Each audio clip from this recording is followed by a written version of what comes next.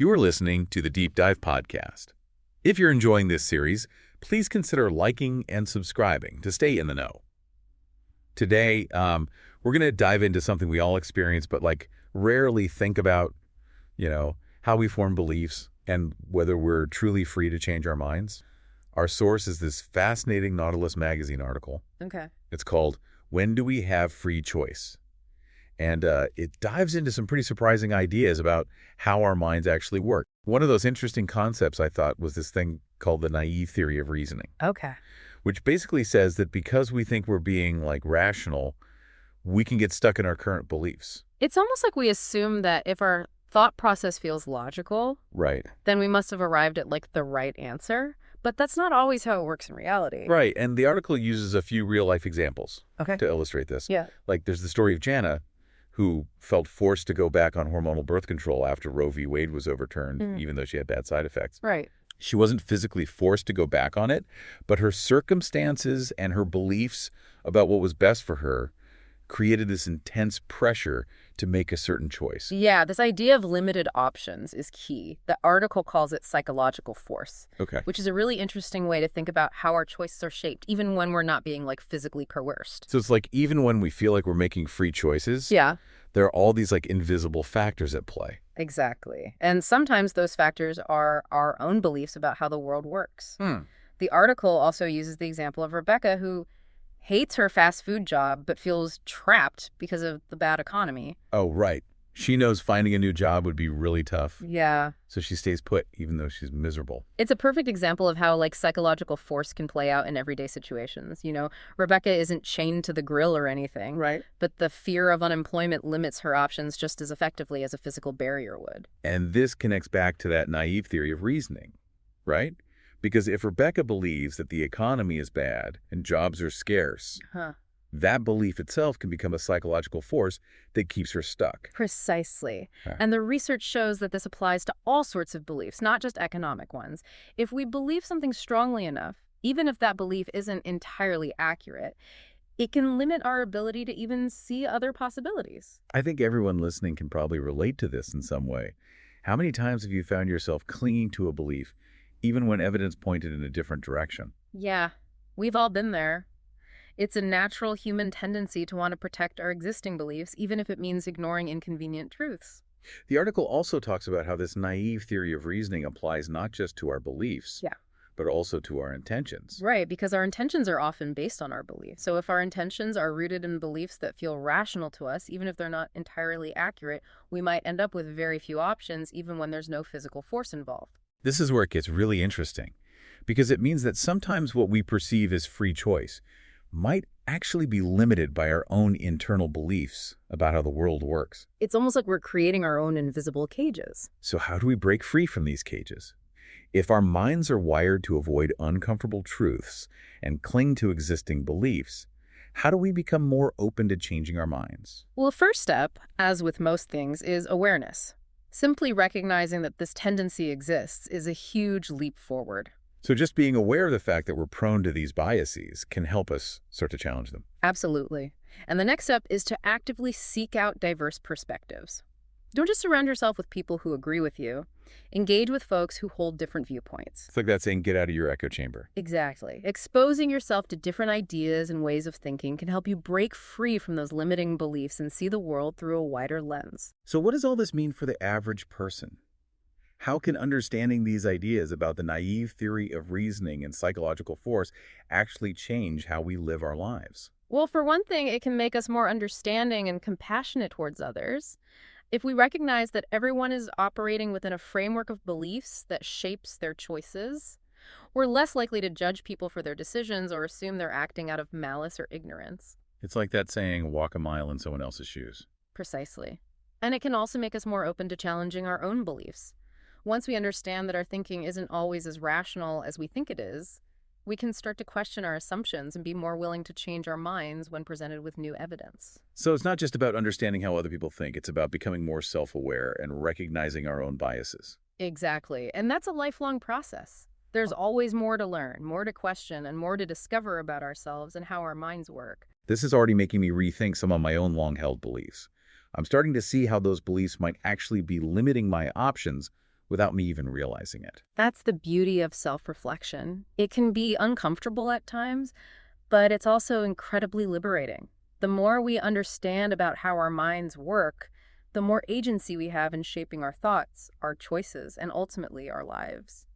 It's like we're constantly building this mental model of the world, and we tend to cling to the pieces that fit, even if they're starting to get a bit wobbly. And that can be a problem, right? Because if we're not willing to question our beliefs, we might miss out on opportunities to learn and grow. Absolutely.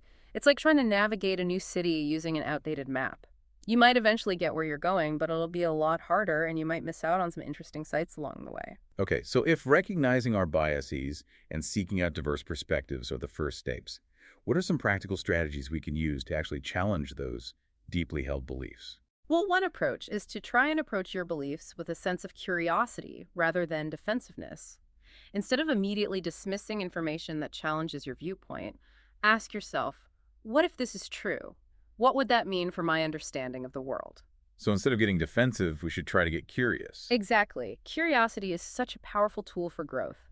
It allows us to approach new information with an open mind and to consider possibilities we might have otherwise rejected outright. It's like that feeling of excitement you get when you're exploring a new place or learning a new skill. That's a great analogy. And another strategy is to practice active listening. When someone presents a viewpoint that differs from your own, really try to understand their perspective.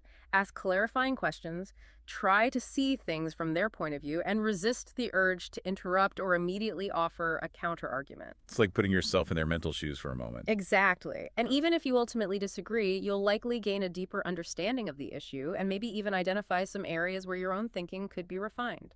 This reminds me of something you mentioned earlier about psychological force. We were talking about how our own beliefs can limit our options even when we feel like we're making free choices. Right, and this connects to the idea of challenging our beliefs because sometimes those limiting beliefs are so ingrained that we don't even realize they're there. It's like they become part of the background noise of our lives. Exactly. And that's why it's so important to regularly examine our beliefs and ask ourselves, is this belief serving me? Is it helping me live a more fulfilling life? Or is it holding me back in some way? That's a powerful question. And I think it really gets to the heart of what this whole deep dive is about, becoming more conscious and intentional about how we think and make decisions. Absolutely. And remember, changing your mind isn't a sign of weakness, it's a sign of growth. It means you're open to new information, willing to learn from your mistakes, and committed to evolving as a person. So to wrap things up, we've been exploring the idea that our beliefs can be more powerful than we realize. They can shape our choices, limit our options, and even prevent us from seeing the world clearly. But the good news is that by understanding how these biases work and by actively challenging our beliefs, we can break free from those limitations and open ourselves up to a world of possibilities. And ultimately, that's what it's all about. Embracing the journey of lifelong learning, challenging our assumptions, and constantly striving to become more open-minded, compassionate, and understanding individuals. It's fascinating how all these abstract ideas about beliefs and reasoning, actually have very real implications for how we navigate our daily lives. Yeah, it's funny. We started this deep dive talking about these big philosophical questions like free will and the nature of choice. Right. But as we've been talking, I've been realizing how relevant all these ideas are to even the smallest decisions we make every day. Exactly, like what to eat for breakfast. Right. Whether to hit the snooze button or how to respond to a stressful email. Those might seem like insignificant choices, but they're all influenced by our beliefs about ourselves, the world around us, and what's possible. It's like we're constantly operating on autopilot, making decisions based on these pre-programmed beliefs without even realizing it. Yeah, and sometimes that autopilot mode serves us well. It helps us make quick decisions, but other times it can lead us down the same old paths, even when those paths aren't leading us where we want to go. So how do we break free from that autopilot mode and start making more conscious, intentional choices? Well, one strategy is to pay attention to those moments when you feel stuck or frustrated. Okay. Those are often signs that your existing beliefs are no longer serving you. Like when you keep hitting that snooze button, even though you know you'll be late for work. Exactly. Or when you find yourself getting angry or defensive in the same types of situations over and over again, those are all cues that it might be time to examine the beliefs that are driving those behaviors. So instead of just reacting on autopilot, we should try to pause and ask ourselves, why am I feeling this way? What beliefs are contributing to this reaction? Precisely. And once you've identified those beliefs, you can start to question them. Are they based on solid evidence? Are they still relevant to your life? Or are they outdated beliefs that are holding you back? This makes me think about the idea of seeking out diverse perspectives.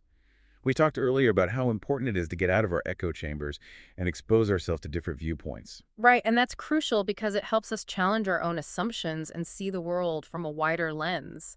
It's like looking at a painting from different angles. You might notice details you never saw before, or you might even come to appreciate the painting in a whole new way. This has been such an eye-opening conversation. I feel like I've gained a whole new understanding of how my mind works and how I can become a more conscious and intentional decision maker. And that's the beauty of these kinds of explorations. They challenge us to think differently, to question our assumptions, and to embrace the ongoing process of learning and growth. So to our listeners, we encourage you to take these ideas and apply them to your own lives.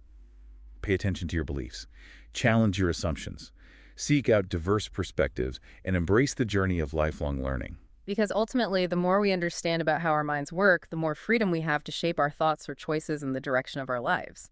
We may not have all the answers, but hopefully this has sparked your curiosity. So until next time, keep exploring, keep asking those questions, and keep your minds open to the amazing possibilities out there.